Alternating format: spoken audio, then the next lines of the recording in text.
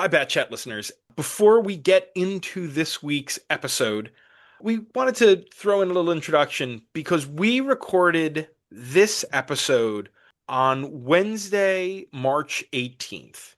And one of the stories that we are doing here is a story called Batman Through the Lookingglass, which was an original graphic novel of sorts with art by Sam Kieth. We could not know that 3 days later it would be announced that Sam Kieth had passed away, which sucks. Here's a little spoiler for later in the episode. Not a great book, but really good looking. It is really good looking, and this is a very strange and sad coincidence. And our thoughts go out to his family, his colleagues, his friends, and his fans. You're listening to a Comics XF podcast.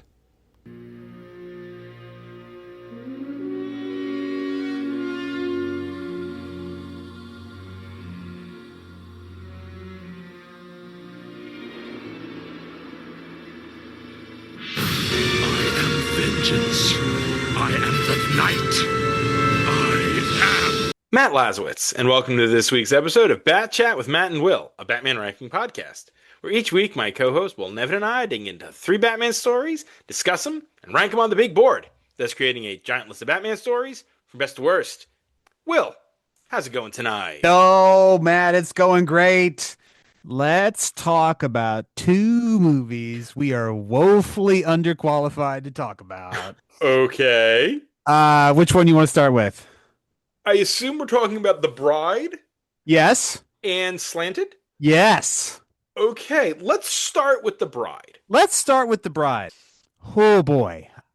A fascinating but deeply flawed movie. I can agree with that. Yeah. I enjoyed it, Yes. but I can absolutely understand and respect an opinion of someone who did not. Yes. It's not something for everybody, and I think Gyllenhaal could have used some help with the writing. Yes. I enjoyed some of the stuff that other people have disliked. I liked the Mary Shelley thing. I thought that that was kind of cool and weird, and I loved the way Jessie Buckley played it. I think a lesser actress, I would have enjoyed it much less. Now, that's one of the ideas that I think came across as a little half-baked in the movie, because what really did the Mary Shelley character do? Like, I think if she was more of a narrator, it would have been a stronger driving force in the movie. But as it played out in the actual story, it wasn't much more than an excuse to do a funny accent. I agree that it was not used to its fullest effect, but it's more than a funny accent. I mean, there's changes to physicality, like the performing of it, I Oh, thought was yes. quite good. Yes. And I will forgive some things in the same way that I can forgive some flaws in a comic book's script if the art is really outstanding. I can forgive some aspects of a screenplay if you've got an actor who just hits something out of the park. It's also a nod to The Bride of Frankenstein, the original, because that Ah, opens with Mary Shelley, Byron talking about Frankenstein and Shelley writing Frankenstein and the story of The Bride of Frankenstein. interesting. Look at you using your classics degree. I went in and I rewatched The Bride of Frankenstein the day before I saw The Bride. I think this release, the release window, is a sign of the studio just completely losing all faith in this. Because it's meant as a prestige picture, and it was dumped in the very worst time for prestige pictures. Yeah, and it's not coming out from somewhere like A24 that releases high concept all through the year. I have to say, those windows are changing Oh, ain't because that true? both Sinners and Everything Everywhere All at Once were both released in April. And neither of those would be traditionally April movies. But that's just after the Oscars. True. There's literally like there's no space. There's no room to think about like this year's possible Oscars while we're still debating and evaluating last year's Oscars. That's a valid point. I think Christian Bale did a lot with not much.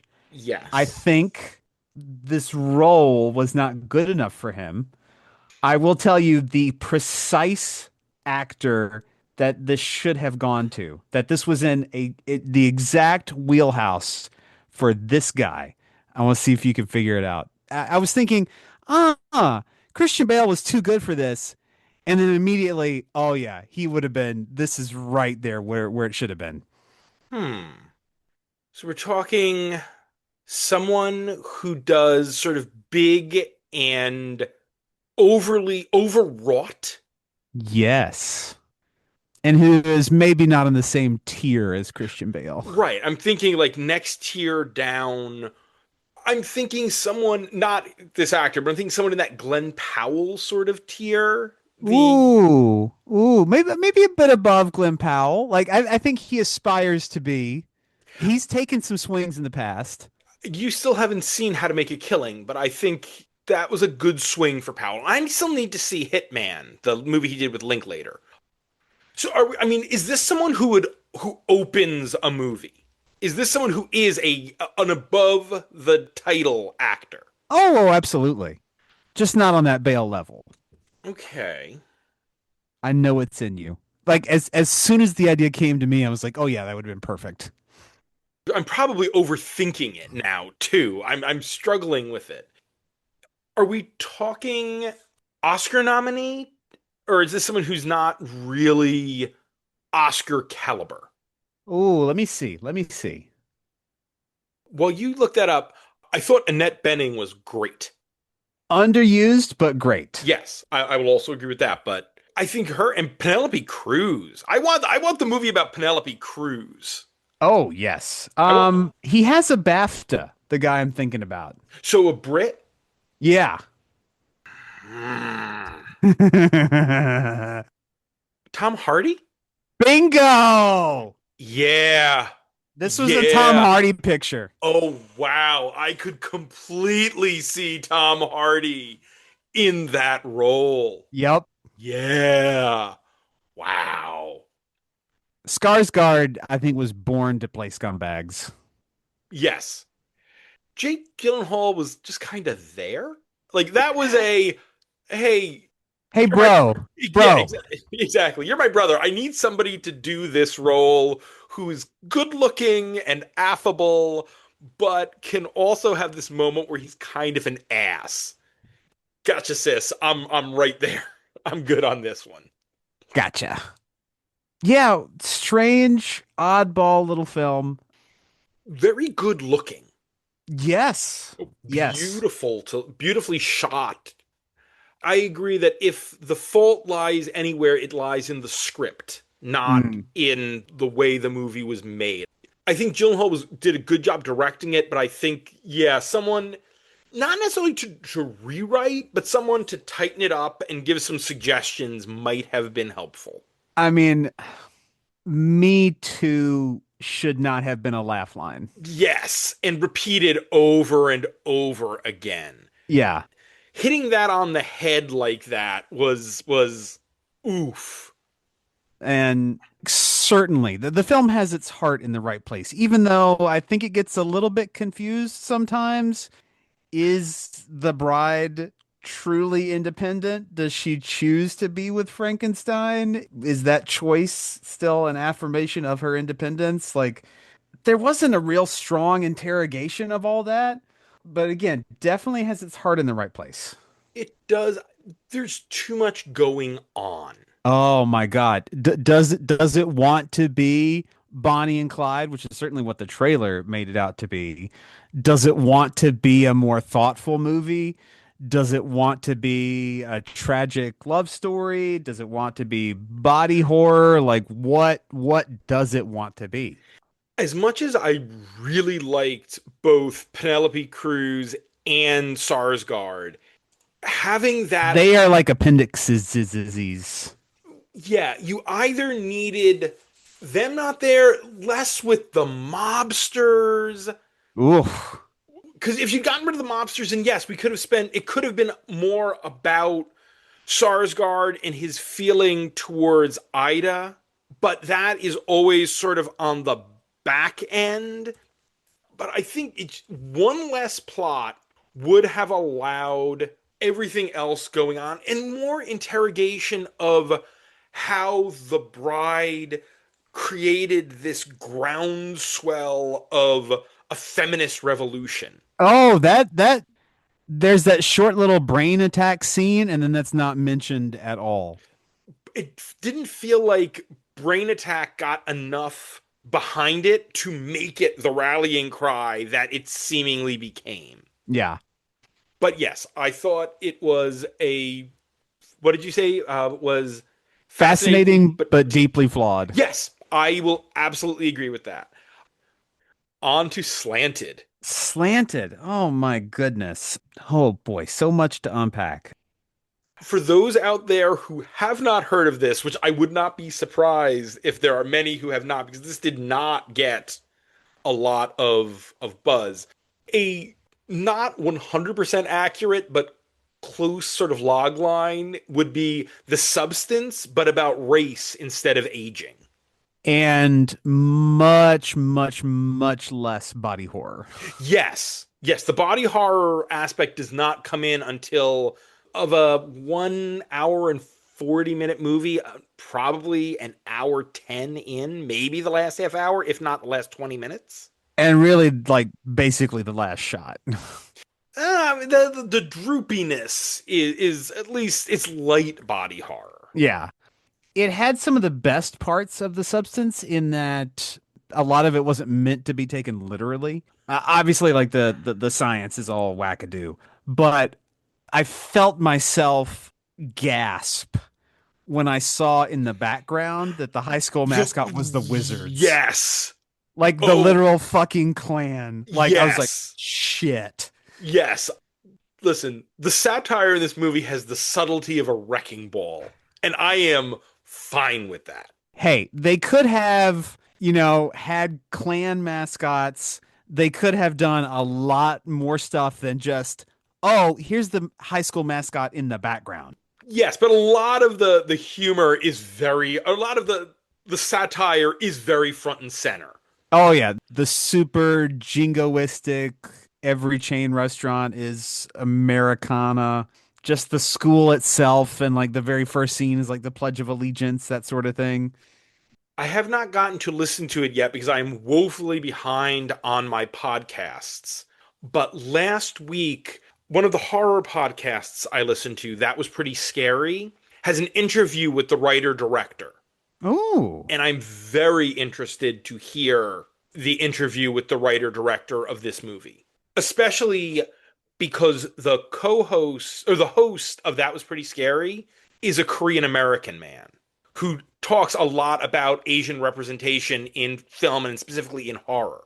So I'm sure his opinions on this and what he'll bring to this interview will be interesting. Very tense movie. The drama in the family was touching and very moving. I thought the last scene with the doctor was particularly striking in terms of like the cultural kind of assimilation where when white culture has swallowed you up, it doesn't really need you anymore. Yes. And there were moments where I wanted to be like, oh, honey, don't. What? No! No, don't. I'm not vocal in a movie theater, but there were times where I had to stop myself from being like the pain you felt for her. I thought both actresses who played her did a good job, especially of mirroring the body language, that the body language of the character was the same regardless of the actress. Mm.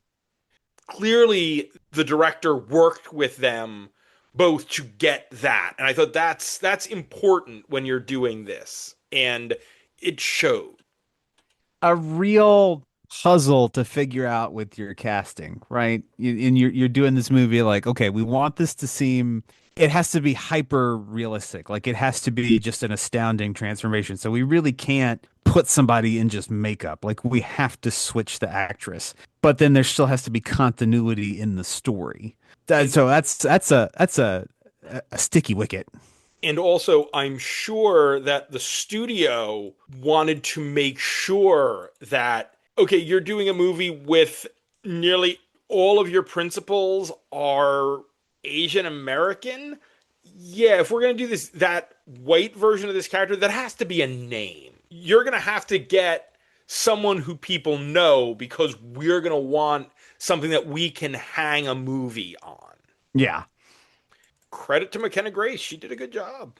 Yeah. Oh, that's a tough thing to step into. Absolutely. Yeah, I think my only complaint is just, and this is absolutely being spoiled by the substance, which leaned so hard into the body horror. Like it was almost absurdist, especially in that final act.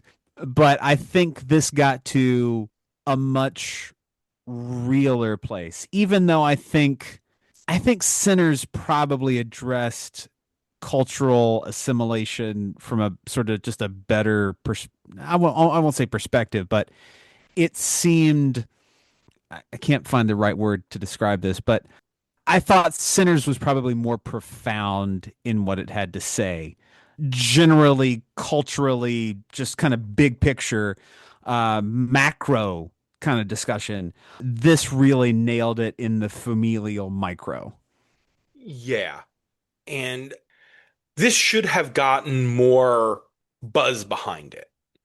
It's such a small movie Yeah. that the studios weren't going to push a movie like this that hard, which is a shame because more people should see this movie. And just to say, I was talking about the satire is funny. There were bits in this where I was laughing very loud. All the testimonials at the clinic of all the people talking about, what happened now that they're white. Oh, that is cringy and funny at the same time. NBA players are calling me. Uh, So bad. so yes. And now we probably should, talk about comics, huh? I guess we should.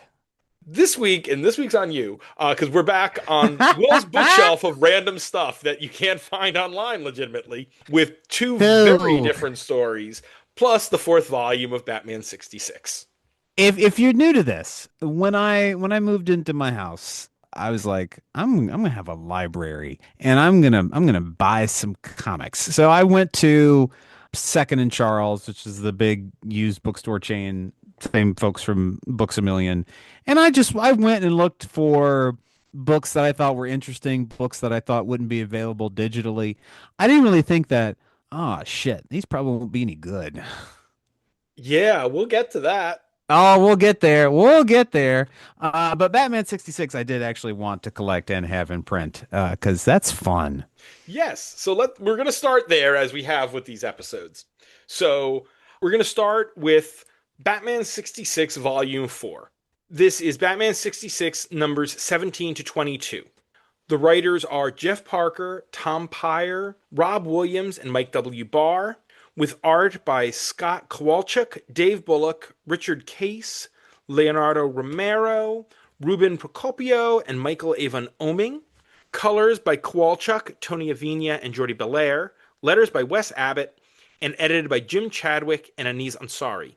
The cover dates are January to June of 2015. Return to the world of the White Knight and his doughty squire, as Batman faced traditional rogues like Joker and the Penguin, 66 rogues like Bookworm and King Tut, and as his first encounter with this world's version of Lord Deathman.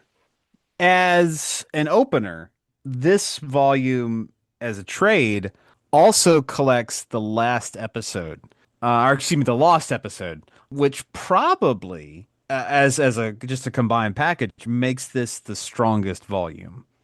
With that in there, yes. Without that in there, this has some big swings that didn't necessarily all work for me. Well, it's got some high highs and some low lows.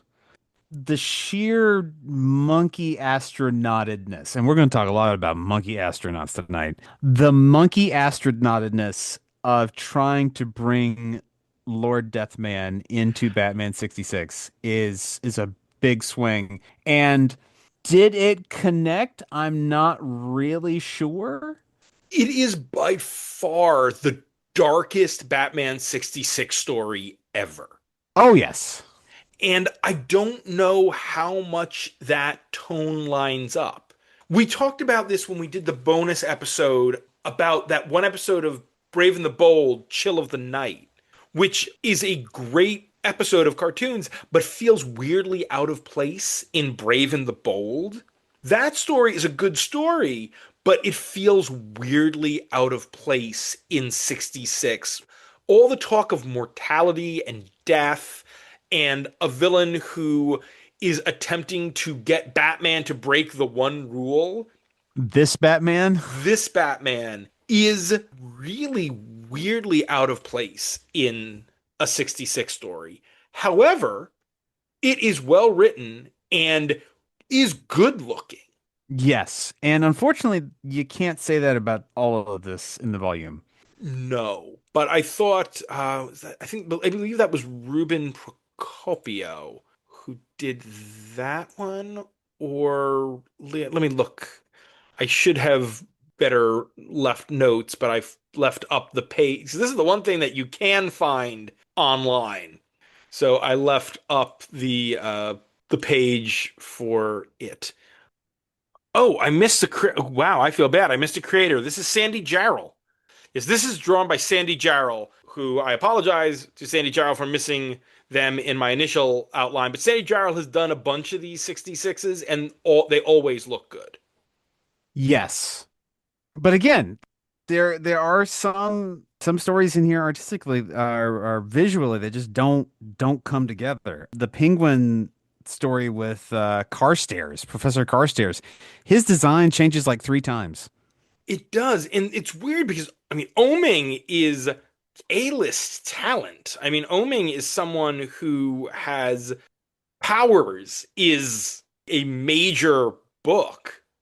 But yeah, I thought that was weird. Like Carstairs' hair keeps changing over and over again, and that was weird. Very weird.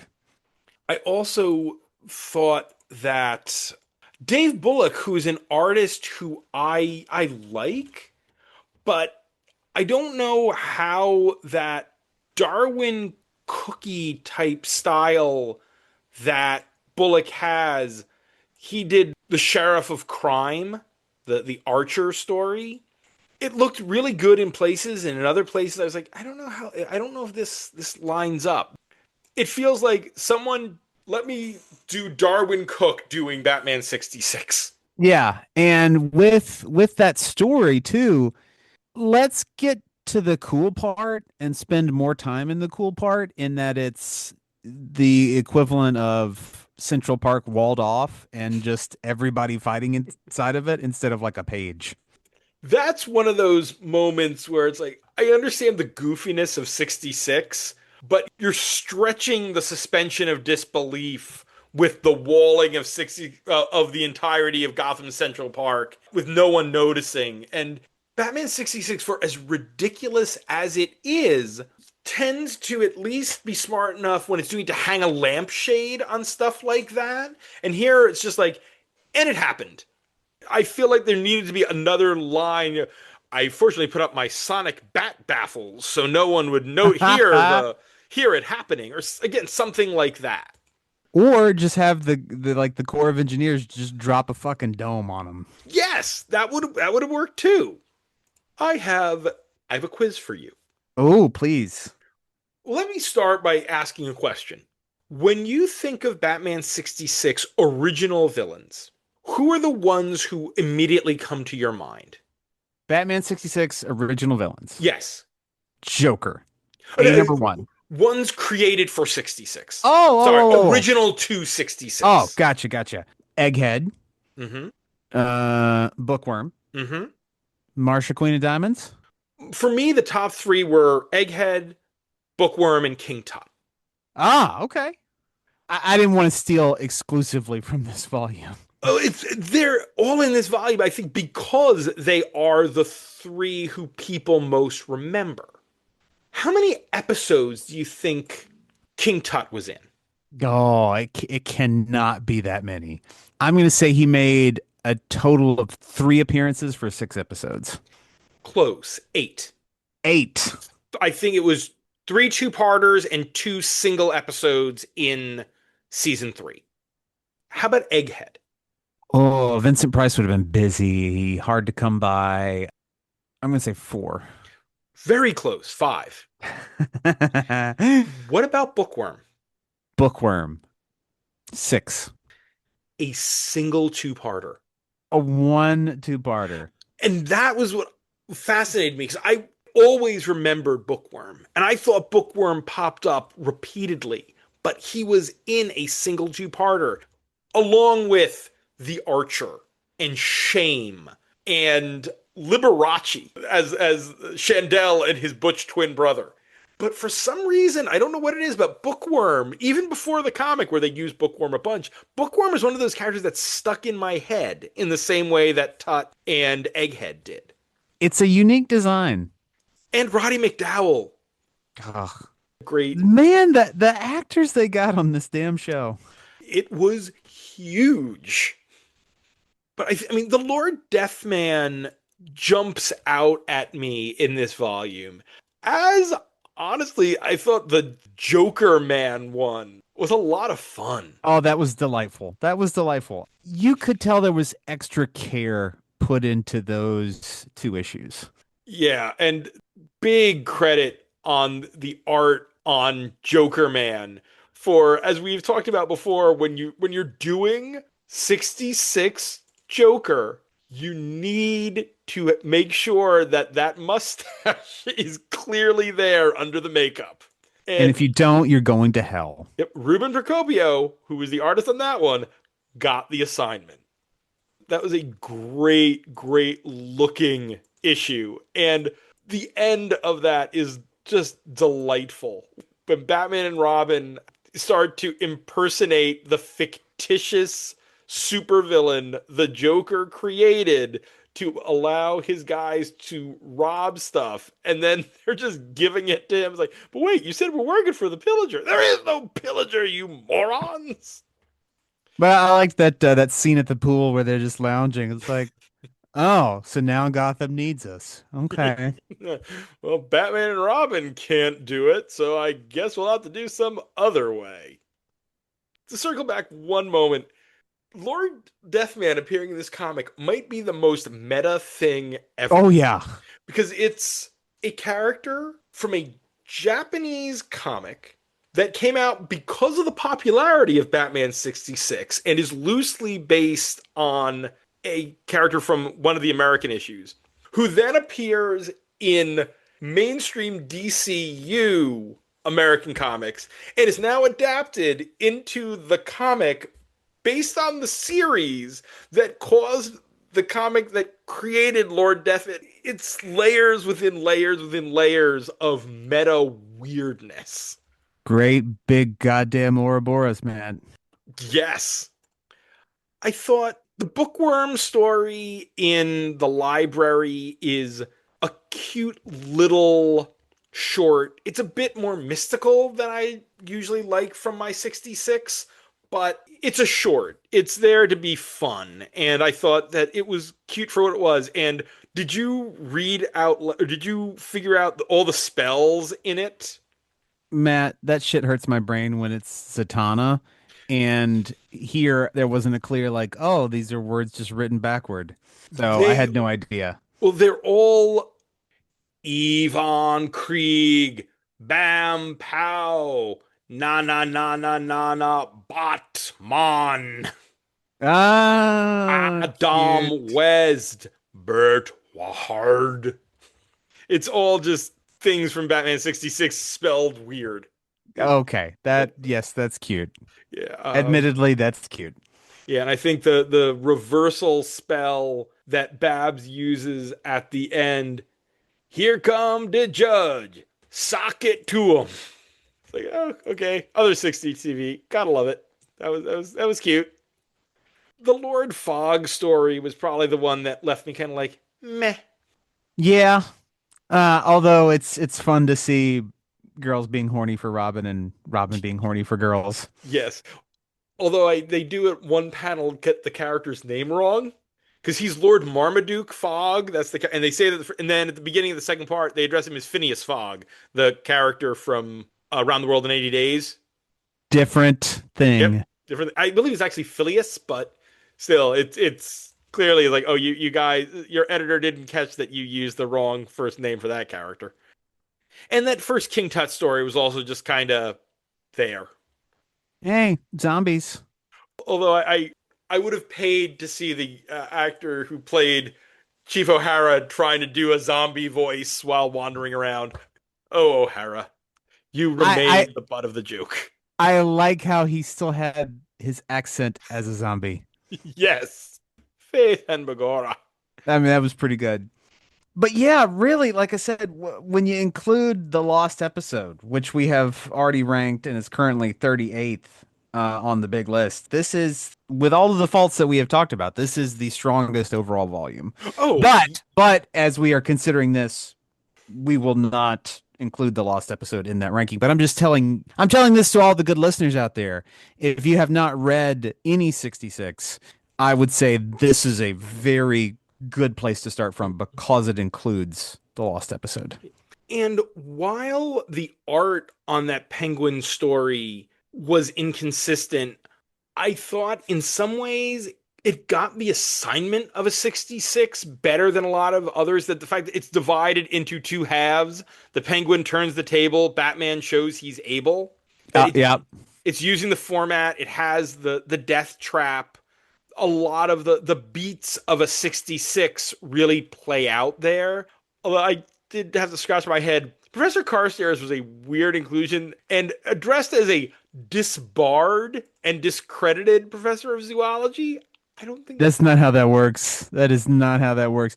I will say this. You fucking animal, you'll be discredited as a professor of zoology.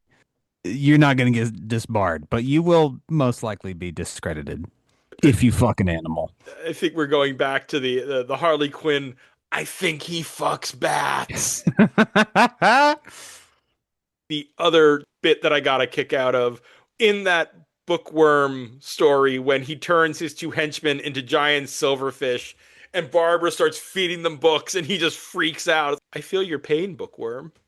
Hey, she's given them encyclopedias and shit she was going to throw out anyway. Right, the encyclopedias that there'll be new volumes this year. They're gonna have to get rid of them anyway, and distressed volumes. I'm not a monster. That was a very good touch. That was.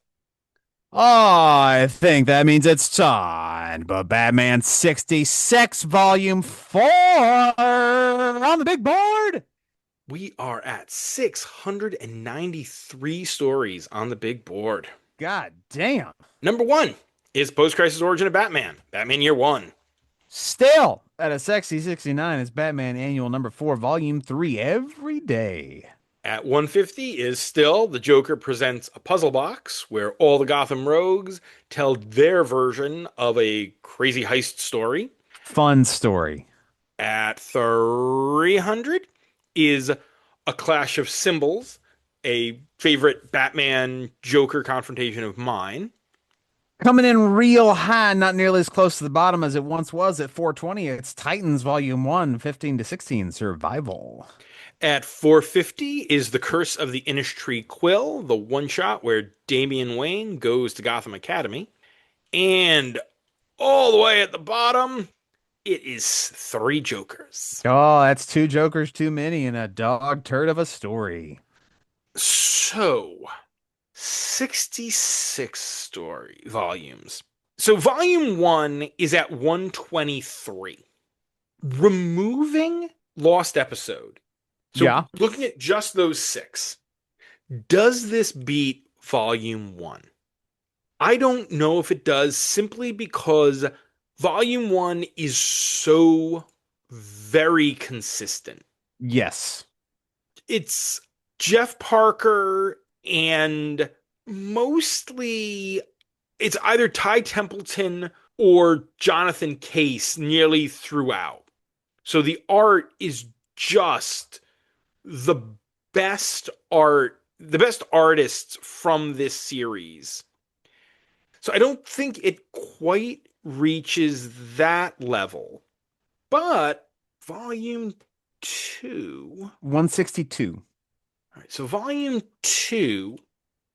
Ooh, that one has some fun. So that has that false face story with LBJ. Not as consistent art-wise. I think this is better than the previous volume. This is definitely going to be above volume 3. And that's at 209. So I'm trying to figure out if it is above volume 2. I think it's probably above. I think this one is going to stick in my head more. Yeah. I think reasonable people can disagree about Lord Deathman and whether he is appropriate in Batman 66.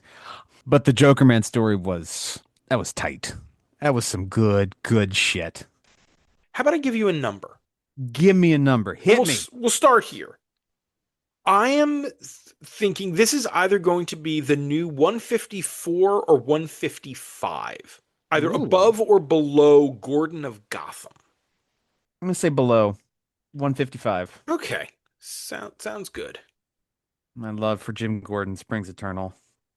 Yeah, because I think above that is Unhinged, that first volume of Secret Six, and that is a wild story, and I just think there's so much there that works for me. One volume to go. Yes, and this is the volume where we get introduced to all of the rogues who were not in 66, who we get 66 versions of Grundy and Clayface and Harley and Ivy and Bane and Croc and Scarecrow. It's something for us to really look at, because I'm curious to go back and see how well those work. Our second story of the night is Two-Face Strikes Twice. This is Batman Two-Face Strikes Twice, numbers 1 to 2. The writer is Mike W. Barr, with art by Joe Staton and Derek Gross Sr., colors by Tom McGraw and Gross, letters by Richard Starkings, and edited by Denny O'Neil and Jordan B. Gorfinkel. The cover date is December of 1993 to January of 1994. Two connected tales of Two-Face. In a tale in the Golden Age style, Two-Face breaks out of jail to interfere in the wedding of his wife Gilda. And in a tale set in the modern age, Dent escapes Arkham to kidnap Gilda's newly born twins. So this is not available digitally. And the print presentation is fairly interesting in that it's two volumes, and it's basically a flip book. Like you read the first half, and then you turn it over and you read the second half. It's a novelty, but I don't think it really does a whole lot. I think the novelty of it is what it's there for. Yeah. I don't know if it would have worked any better if issue 1 of the miniseries had been the Golden Age story and issue 2 of the miniseries had been the modern age story, though. I think the novelty gives it a little bit of a bump. I don't think I've been subtle in my fandom for Mike Barr on this podcast. Barr wrote Doomsday Book, Fear for Sale, My Beginnings and My Probable End. Barr is the guy who changed Leslie Tompkins from Denny O'Neil's original conception of the sweet little old lady social worker into the crusading doctor. And So, didn't he write one of the stories in the volume 4? indeed, he wrote the Penguin story. Ah. So it was a nice little segue. I was going to get there. Oh, He also wrote, I stepped all over it. That's all Sorry. good. That's all good. He also wrote Year 2 and Son of the Demon. So Bar is plenty of spots on the big board. I think the Golden Age story here works much better than the Modern Age story. Oh, the modern age story is very convoluted. And I will say this flat out. Barr writes Robin. Barr does not write Dick Grayson, Jason Todd, or Tim Drake. Barr writes Robin. And the Robin that he writes is the same Robin regardless of who is in the costume. Yep. That Bruce has to lovingly scold Tim about him not putting together clues at the beginning of the first part of the modern age story is a sign that Barr is just writing a generic Robin.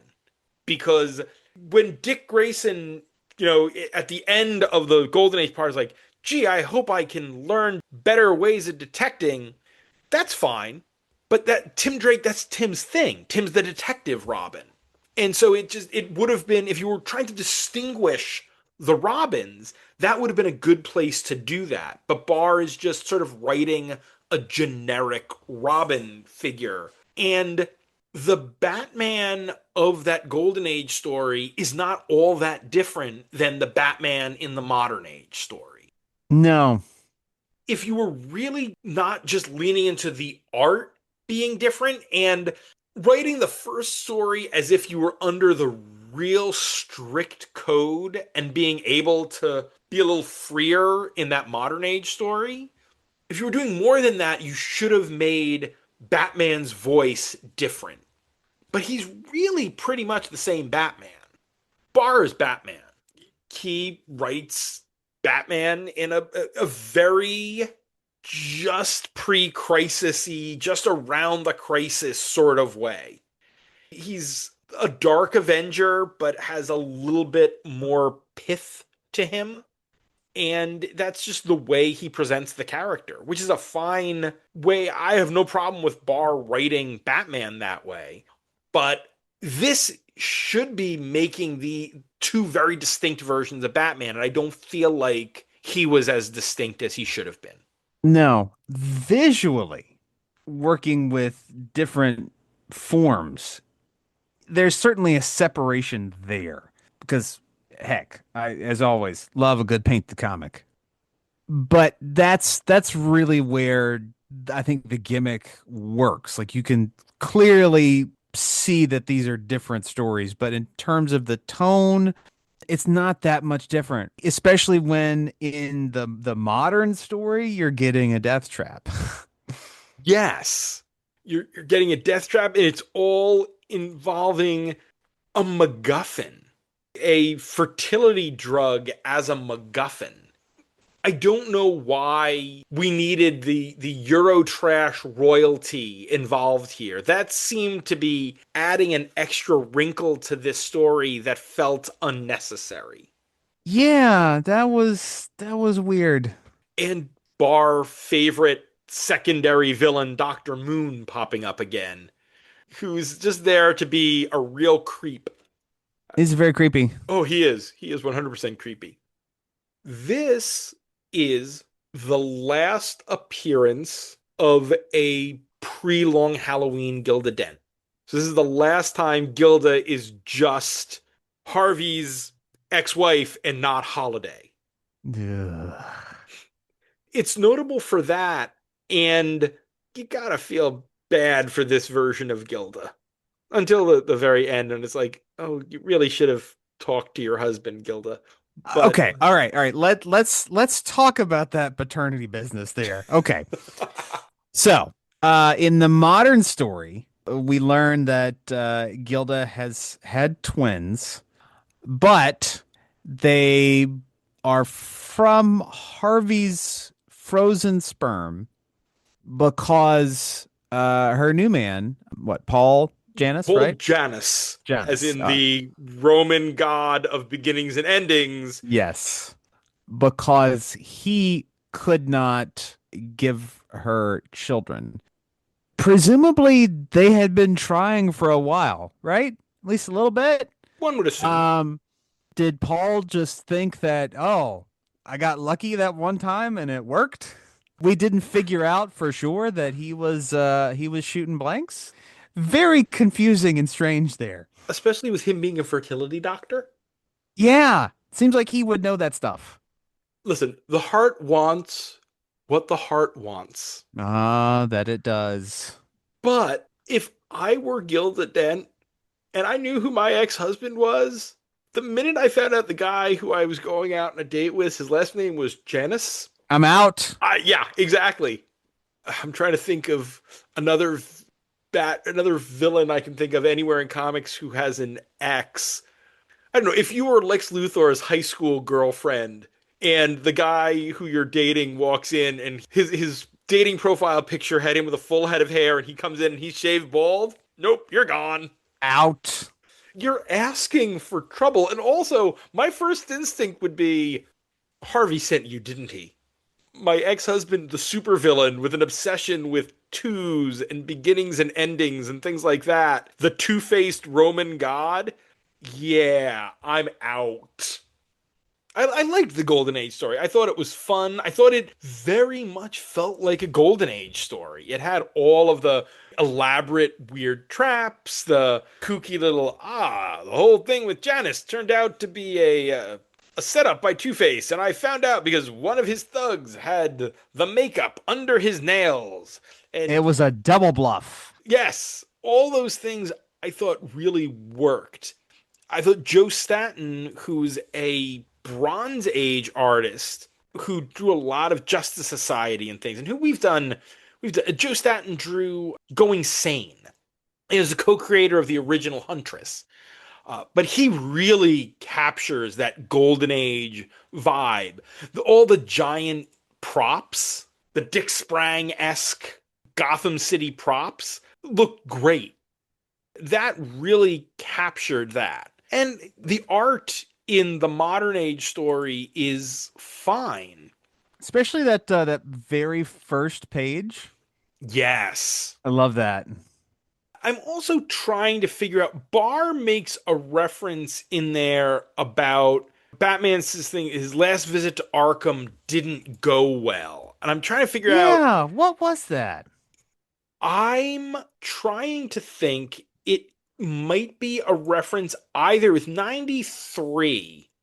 It could be a reference to a Serious House on Serious Earth, because I think that would have just come out a little before this.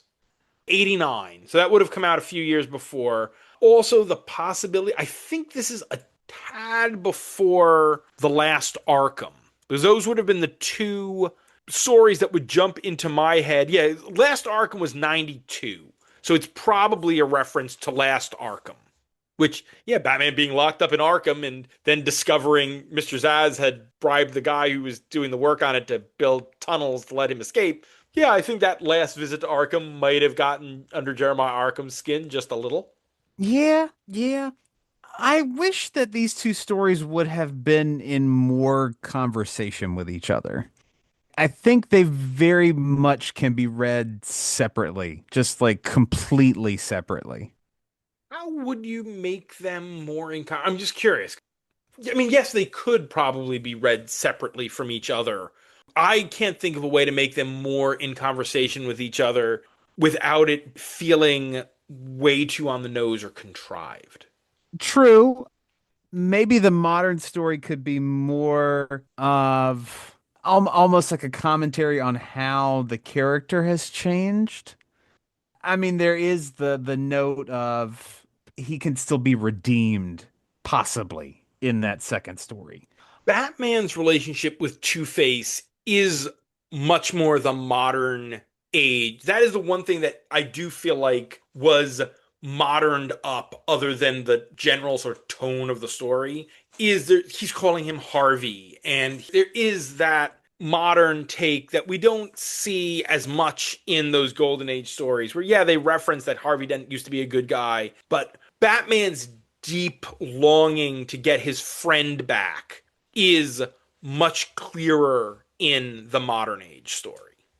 Also, the Two-Face in that modern story is still doing a lot of the golden agey obsessed with twos thing Mm-hmm. more than his modern, more just sort of obsessed with duality and justice and pulling away from the gimmick and more making him the man torn in twain, which that might not be so much bar as the character transitioning in the same way that Ivy is still the man hungry vixen in 93, 94, and is still turning into the eco-terrorist modern Ivy at this point. So I think both of them might have been in that transition period there. But yeah, I could see where you're coming from there. I could have used some more modern Two-Face versus just a little bit of the modernization of the way Batman looks at Two-Face. It would have been nice to see Two-Face and Gilda interact a little bit more. For what is the central driving relationship of so much of this, they interact very little.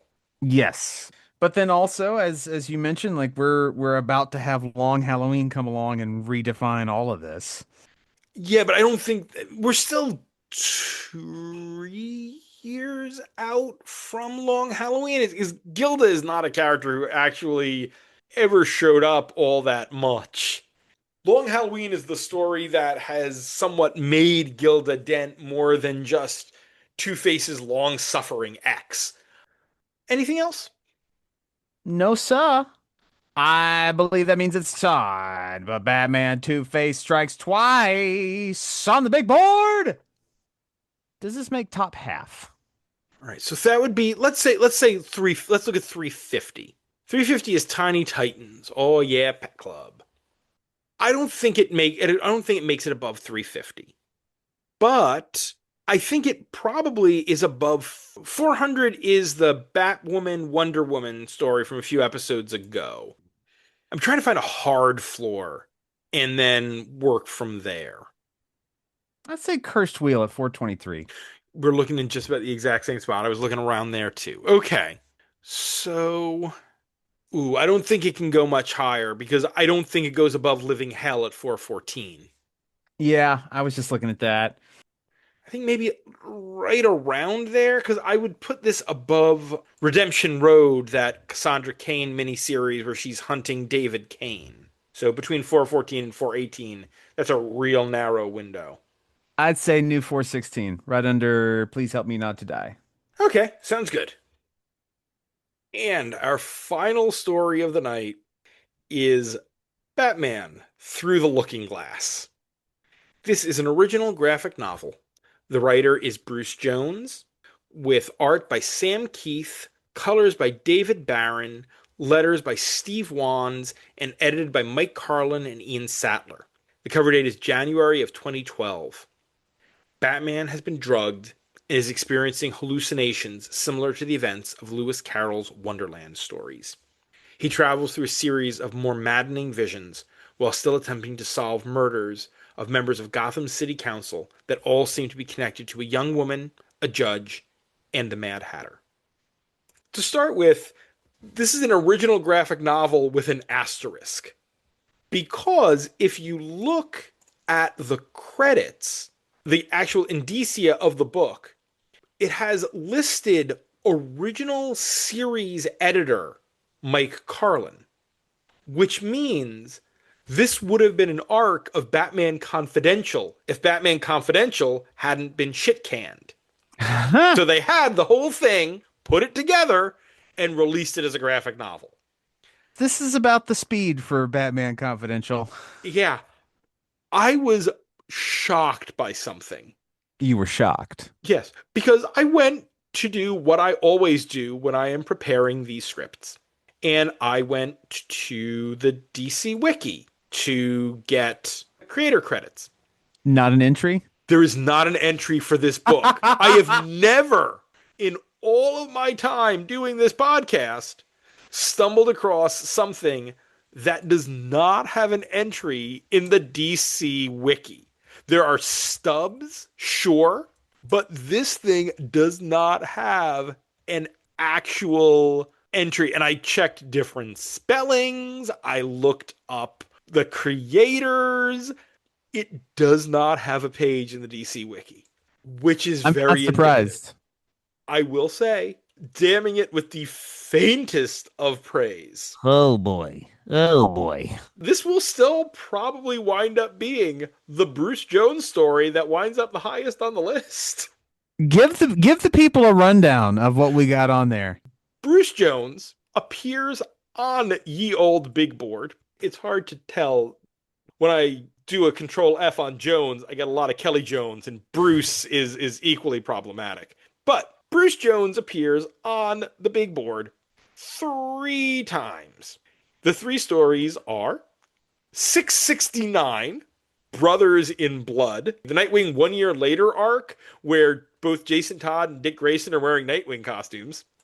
He then appears just a little bit below that in Darker Than Death, that god-awful Legends of the Dark Knight like noir arc with the sisters and the Ariel Olivetti art and and he wrote the Secret Files stories that are a part of War Crimes. Not good. Not No. good. And you sort of reflected on that as he came up in this little patch, and you're like, this is not going to be good, Will. And I'm like, yeah, I agree with you, Matt. The only reason this is going to be the least bad option is the Sam Kieth art. Oh, this book would be better without any lettering. Yeah, it looks really freaking cool. Yeah, and it's bizarre. And if you can just like let the bizarre just wash over you, and not if you're not actively working to try to understand what's going on, if you're not thinking about this and you're just like and you're just going with the flow, it ain't bad. But as soon as you start to try to understand what's going on, not just from page to page, but just from panel to panel, it's a nightmare. I do have to give credit to friend of the show, editor, Patreon backer, etc., Dan Grote, because Dan and I were getting lunch on Friday, and I was talking about having just finished reading this, and he said, that sounds like a crappy late Legends of the Dark Knight arc. Like, you might be right. That might be one of the things they had left over, and I looked it up, and it's like, I messaged him back, it's like, close, it was a late Batman Confidential arc. Even worse. Because who sat back and thought, you know what we really need to do? Let's do a reimagining, modernization of the Mad Hatter's origin. And remember, this came out in 2012, meaning this is after the New 52. I mean, granted, this will still wind up being better than that New 52 origin of the Mad Hatter, simply because it's less offensive, but it sure is shooting not good. Let me start with a couple of things that just made me want to kind of smack my head into the wall. Oh, please. Please. How is it that everyone on the Gotham City Council has a name that somehow parallels a Wonderland character? Isn't that convenient? The judge, who is Judge Hart, her assistant, Lapine Blanc, which would be White Rabbit, that there's a carpenter, Walrus, the one guy whose name is... You get it? Yep. Walrus. Duke White or something to that effect. Knightly White, the White Knight. Very convenient. And that one of the guys on there is Dumfrey Tweedle. Why didn't anyone point out to Jones that that's the name, that there are Batman villains that are Tweedledee and Tweedledum, and that's the name of one of them? But here he's on the city council and gets bumped off, and his brother, whose bodyguard is a grinning criminal named Cheshire, whose last name is Cheshire. The sheer ridiculous contrivance of all of that is just dumb. And we go through, I don't know, 700 pages of all of that just to finally get to 5 pages at the end of what's just a relatively straightforward Mad Hatter Robin has been brain controlled story. How many times have we seen a whole bunch of mind controlled people sitting around a table doing the Mad Tea Party? Over and over again. It's the same Mad Hatter shtick. He fixates on a woman who is his Alice. He makes a mad tea party. Only here, it's that creepy Dickensian, Victorian, I am your guardian, and I'm going to marry you, and I'm obsessed with you. That is in Dickens and Sweeney Todd and all manner of Victorian things, and further adds to the creepy parallels with Lewis Carroll. Oh God, yeah. Speaking of problematic creators, in all fairness, we made it through this entire episode without an actual problematic creator watch, so that always does make me feel good. Eddie Berganza was on one of these books. Was he? No. Yeah, No. I read him in the credits. He was like a senior editor for one of Executive these. editor. He did not have an actual hand in that comic. If we mentioned every comic from when Eddie Berganza was executive editor and had to do a problem, he would be on every book for like a decade. This is just all over the place, and it's not even necessarily weird in a good way. I mean, the art is weird in a good way, but the story, yet another of our least favorite Batman tropes, the mysterious, or not mysterious, but unknown person from Bruce Wayne's past and childhood coming to rear their head. The little girl who was the daughter of a housekeeper who died and who now Bruce is envisioning as Alice, whose name was Celia, which is, of course, an anagram of Alice. I fucking hated the ending. I hated that so much. I Oh, hated it. the fact that Hated it. she's really is sort of haunting him. Yeah, fucking hated that. And again, the convenient contrivance that the honeypot that the judge is using to get the city council on her side, Grace, happens to look like Celia if Celia had grown up, which isn't made clear until the very end of the story, when Tetch apparently knows Batman's identity. And the one panel where Batman addresses Grace as Alicia. What? You can't even keep your character's name straight, which we've seen in Jones's stuff before. That happened in Darker Than Death at least once, too. I hate trying to read a comic and again just not knowing what the fuck is happening and just feeling confused the whole time. Part of that is, I guess, supposed to be intentional here because you're in the hallucinations that he's having because he was dosed with magic mushrooms by Mad Hatter.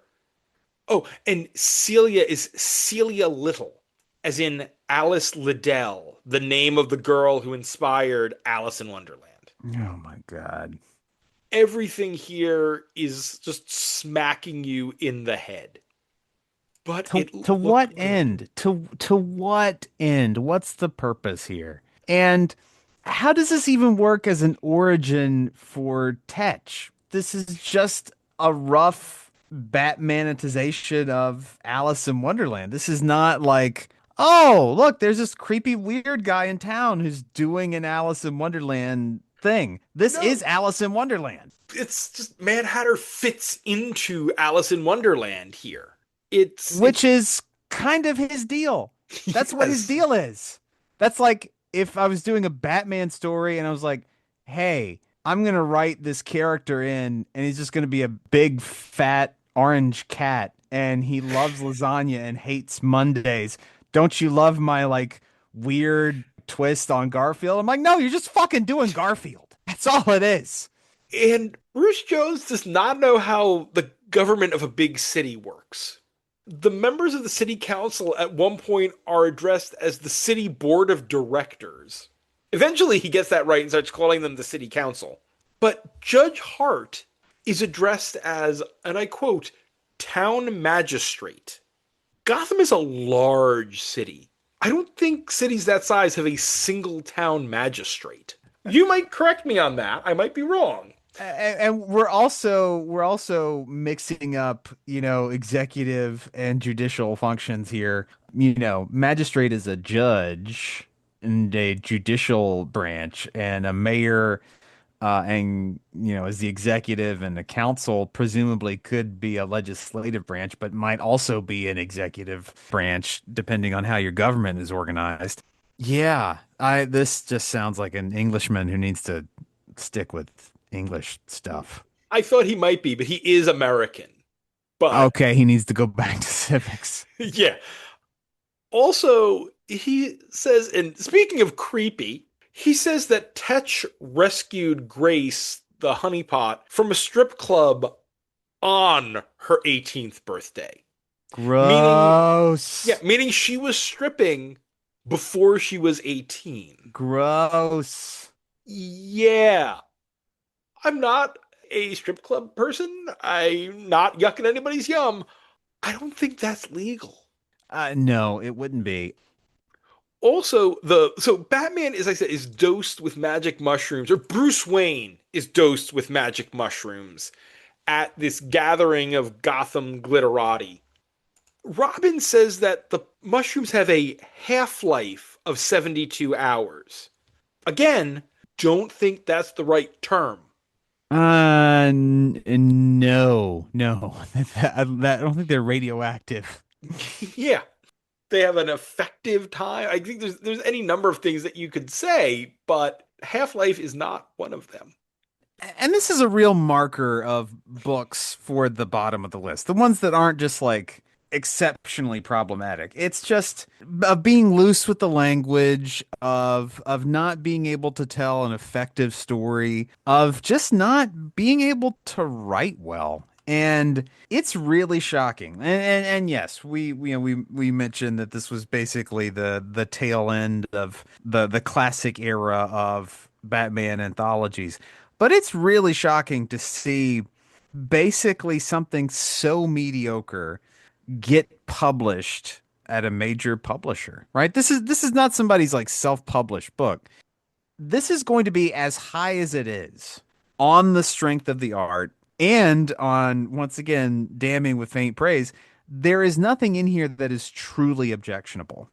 No, by comparison, there is not. I mean that some of the things that I think that line about the strip club at 18 is probably just bad editing. Yeah, but comparing this to something like Robin and Batman, we've talked about that book. We both loathed that book. That book does real violence to the characters. It is so dark and angry and miserable. Like Croc is almost a hero in that story. I think in some ways, I mean, we're not ranking it now. Ultimately, I don't know where we're going to put this, but there's a strong argument that this book, as dumb and boring and pointless as it is, this book should be above that one because ultimately there's nothing truly terrible in this book. And we have read books with a lot of truly terrible things in them.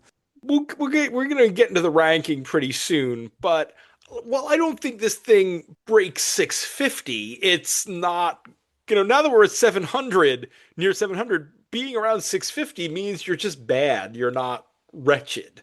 Yeah, you're not something that we would just like.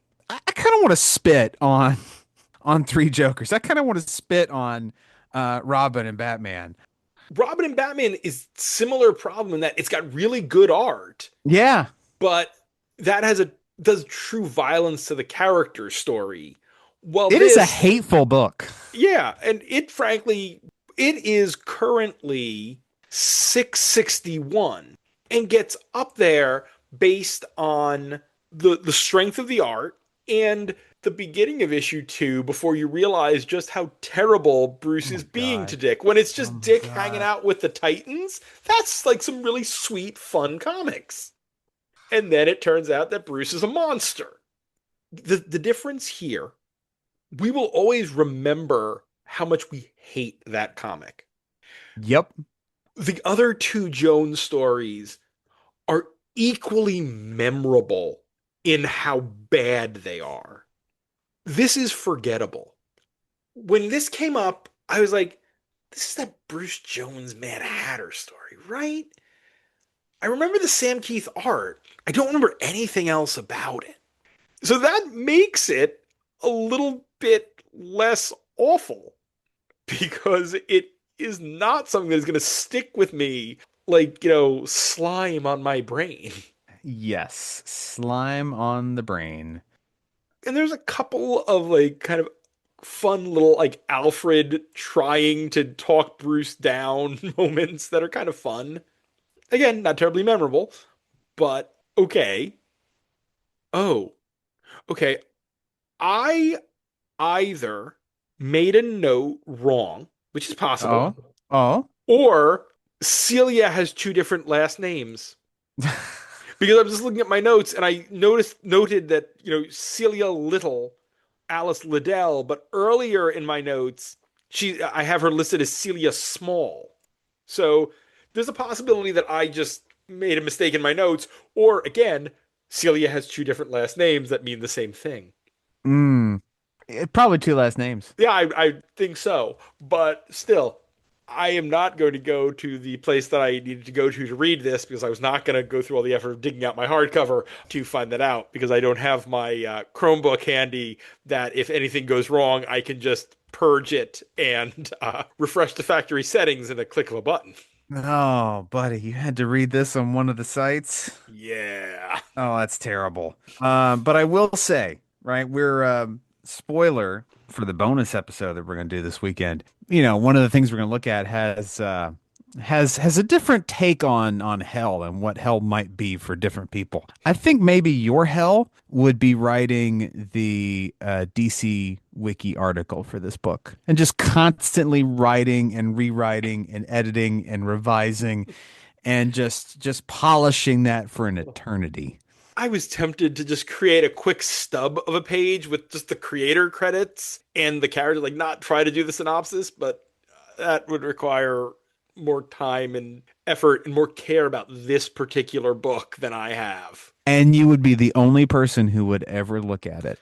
There would be a hit counter on the article and it would never change. Never, ever, ever. And you just constantly pushing this boulder, Sisyphus up the hill. And occasionally the article would just vanish and all of your work would be gone and you would start over fresh. Oh my God, it is hell. Let's get this thing taken care of, huh? Oh, before I curse him out anymore, that means it's time for Batman Through the Looking Glass on the big board. Robin and Batman, as we said, is 661. So we are going to go above that. Yes. I think there's a reasonable case to be made for it because, again, there's nothing truly terrible in here. It's boring, it's confusing, it's a narrative mess. Sam Kieth does some weird, fun stuff. That's a fun time. Yeah. I think everything below that, with one or there's a couple of exceptions of things that we might want to look at and move out of. Well, I'm trying to 'cause look at right now below Robin and Batman. The only things that are jumping out at me that I think like Batman Mask below that. I don't entirely know why that's so low. That's poorly constructed. That had some real construction problems. Grounded, Superman 710, and Last Batman Story both could probably go out of that area. Last Batman Story, I mean, that's episode 2. That really needs to be revisited. And admittedly, Gotham by Gaslight at 657, it could probably go up. Oh yeah, that is definitely high on my list of re-ranks when we do that. Gotham by Gaslight is one of the ones that we absolutely have to do. But I could see this going above Robin and Batman. I'm trying to find a ceiling. All right, well here's 649 is that two-part Penguin origin by Tom King.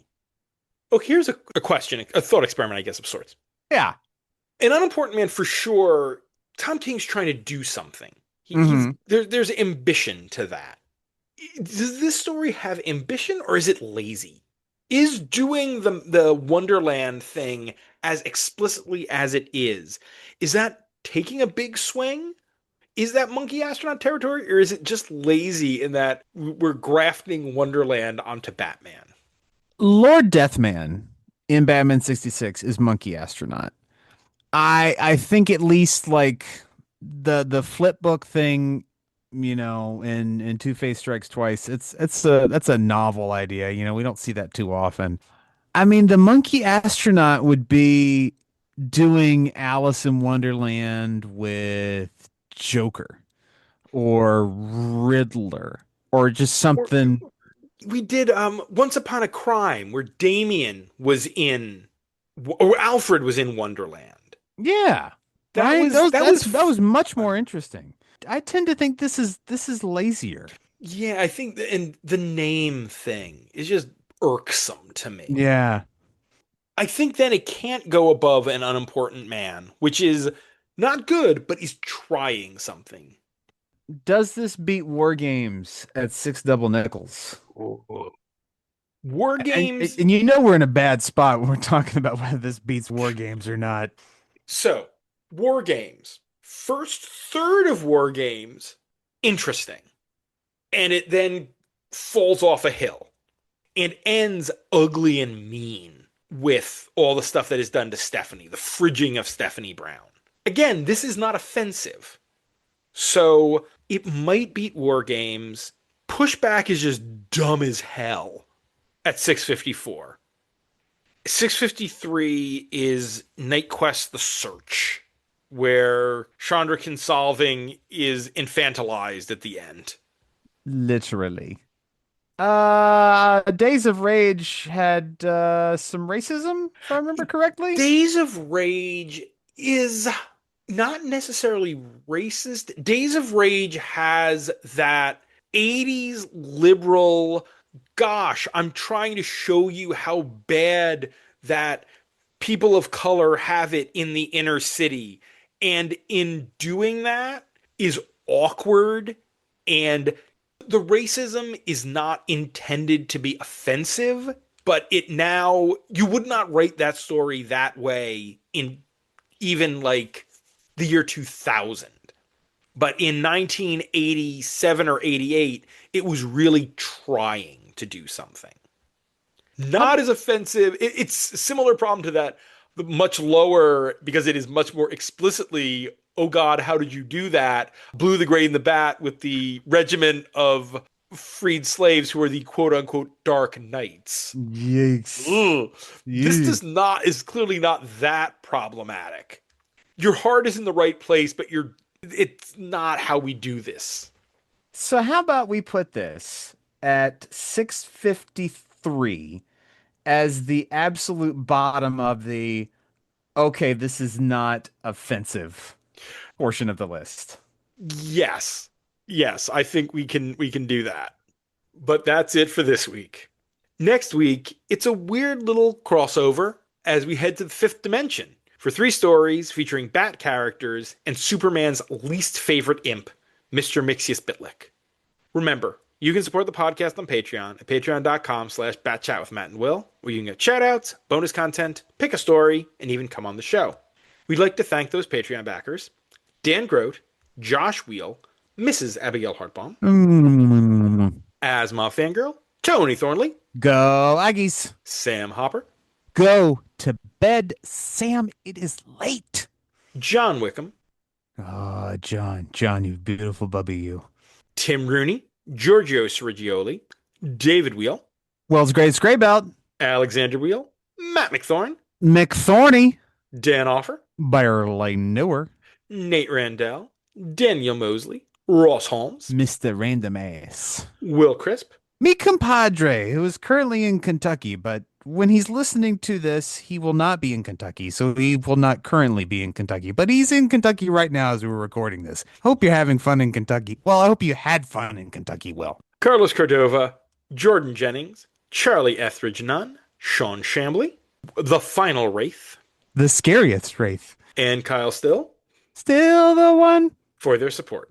This show is available on Apple Podcasts, Spotify, Amazon Music/Audible, YouTube Music, Podbean, and on comicsxf.com, where new episodes drop every Thursday. You can find me on Blue Sky, where I talk about comics and other random things, and Letterboxd, where I review all the movies I watch, both at MattLaz1013.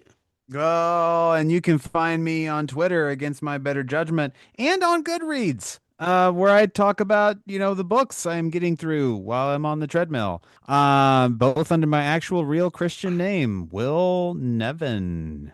Yeah. I am going to get some water and then I'm going to go to bed because it's late. Not as late as it is in the UK, but it's late enough. Good night, Huntsville. And be sure to visit ComicsXF at comicsxf.com or ComicsXF on Blue Sky for our weekly Friday Bat Chat roundup of new Bat books, for my other show, the ComicsXF Interview Podcast, where my longtime best friend Dan Grote and I interview comics creators, retailers, publishers, journalists, and other related tradespeople, as well as all the other stuff Will and I are writing. And stay safe out there, folks. Gotham is not a place to be after dark.